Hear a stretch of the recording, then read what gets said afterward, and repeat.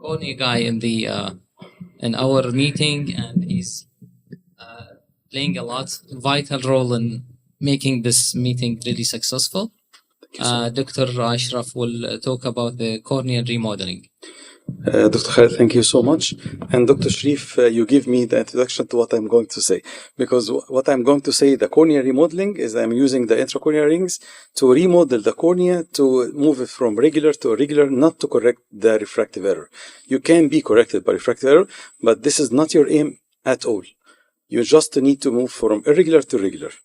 So, it's not working, yes? Okay. So,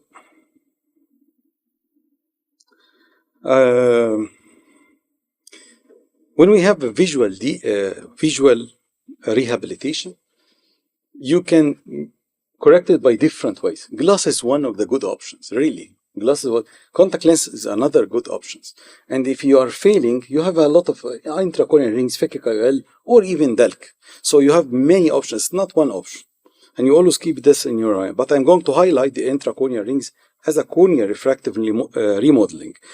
So these are the shapes of the keratoconus, as we all know, but this is a slide that I made it by myself. These are all the types of keratoconus that you can going to see it in all your practice with all their names. This is a the full types of keratoconus. With all the names, you cannot find outside these pictures. So this are the full name. So this is a very good slide.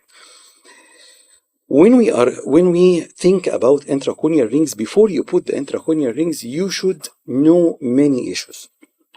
The first is increasing the curvature and the corneal thinning is the hallmark of the keratoconus. So this is before you choose the intracorneal rings.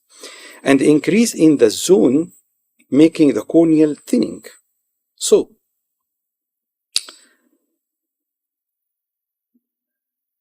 the corneal changes induced by the intracorneal rings that you are going to introduce must be in relation to the structural properties of the collagen framework of the corneal stroma. This is crucial. Before you even touch the cornea with intracorneal rings, you should understand this. And what else you should understand? The thicker and the smaller the device of the intracorneal ring, the higher the refractive result achieved. So, the diameter of the ring is proportionally inverse with the flattening. And this is loose, you should keep it. And thus, the smaller the diameter, the more tissue you are going to add. So, the diameter of 5 millimeter is, if you think about ring of 5 to 6 millimeter, so the smaller it is, the greater the correction. The thickness of the ring, the thicker it is, the greater the correction. The length of the ring, as much the shorter it is, the more act on the cylinder. So you have a big arc with a less thick, so you are going to correct the sphere more the cylinder. The short, the thick, more astigmatism will going to be correct. These are loose. So I'm going fastly because so these are the flattening effects, and these are the most lovely asymmetrical rings that we can use it in these three shapes of for the keratoconus. So directly, these are the first case I'm going to present. The colors are different than mine, by the way. This is not the real colors of the. So this, you have a keratoconus, and you have an epithelial, and you have a cone. I usually go for two things. The epithelial mapping is the real thickness, and the cone in the OCT, the epithelial mapping is the real place of the cone to put the ring. So this is post the intracorneal rings, and you can see how the flattening, even the posterior and the anterior improved.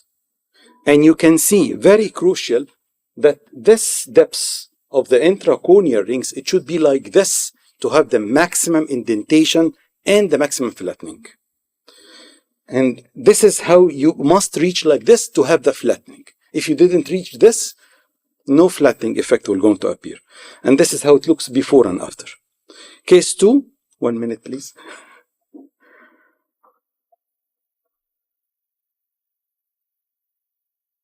Okay, and this is another case. You can see how the posterior elevation and the anterior, and this is how it looks after we put the intercone, how the cone is nearly minimized in the center.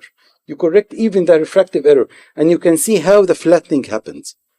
And this is how it looks. Also, this is multiple cases. Even small cones like this, if you put the intracone next, you can reach this. And this is how it corrects even the posteriorly, the numbers. And this is how it looks before, and this is how it looks after the ring. And this is how the posterior elevation, and this is how the posterior elevation. Totally changed. Why? Because you choose the size and the depth of the ring according to the refraction of the patient and the height and the thickness of the cone. The same, you can see the flattening. How much of the flattening? You can change even the cone totally, even the elevation posteriorly. 1 minute, please. Yes. Okay, I can. 1 minute. But this is exception, but this is not right. Okay, so I'm going to finalize directly. This is how it looks, the asymmetrical. This is the cone of the snowman, and this is how it looks before and after. -9, and you reach this second day postoperatively. So the long follow-up also give the result. You can see how the remodeling happens. The epithelial mapping of the patient is totally changes after 6 years follow-up. And this is how it looks even in the posterior curvature, the posterior cone, the posterior elevation of the cornea. So, conservative procedure is important. Contact lens is perfect. When you use the contact lens, the earlier is the better and the less is the better. The book, I really push to everyone to have it, and this is the coming World Keratoconus Congress. I'm not part of the IKS, but we all push for this because this will be the best gathering all over the world for all these societies in one place in Florence in April. So I push everyone, if you work in keratoconus or corneal refractive surgery, you should attend this meeting. I am supporting because Cosimo Mazzotta will be the president. I'm not part of the IKS, but I'm supporting this meeting, whatever I'm going, because this is really will be one of the best ever for keratoconus. Thank you so much. Thank you so much. And sorry for my delay. No. We need to spare 1 minute to for discussion if you can. I really enjoyed the talk. Do you have, just to have an experience, do you have cases of extrusions for years after, and how is the keranatural or the natural cornea, if you have some experience in it, please? I will say directly about the extrusion. Extrusion to happen, it needs 3 wrong mistakes you did. 1, you didn't read the allergy and the rubbing of the eyelid before doing the procedure. Because if you put the ring and the patient is an active allergy, definitely it's going to extrude. 2, if you choose the ring superficially, not in the proper depth. 3rd, if you put the ring, the edge of the ring is very close to the opening by the femto. So it easily, one rub, it can be extruded. So if you control the allergy in all the treatments and you stop eye rubbing, proper depth, and you choose where you cut in the cornea to be away from the place you are going to sit your intracorneal rings, it will be away from the cut of the cornea, so definitely extrusion will be less in Europe. But you know, doctor, there is migration sometimes, I mean, over years, migration of the ring, after 10, 12, 15 years, we see some of the cases they extrude, even if they are doing very well in the last period of time. Migration happened due to you put the tunnel larger than the intracorneal rings.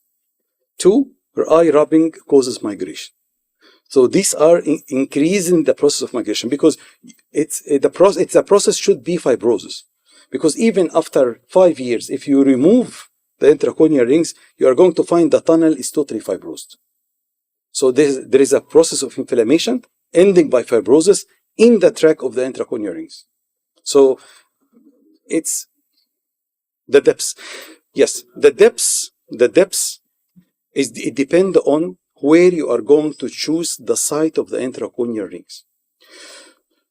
So if you are going to work on 5 millimeter zone or 6 millimeter, 2/3 of the depth it should be above your intracorneal rings.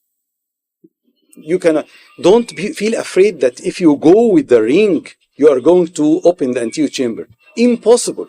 Impossible if you go through the track and you're doing the proper track with the femto. Maybe before with the manual it can happen, but with the femto you already created your tunnel. And if you go through the created tunnel, difficulty to go in a false path unless you are so aggressive.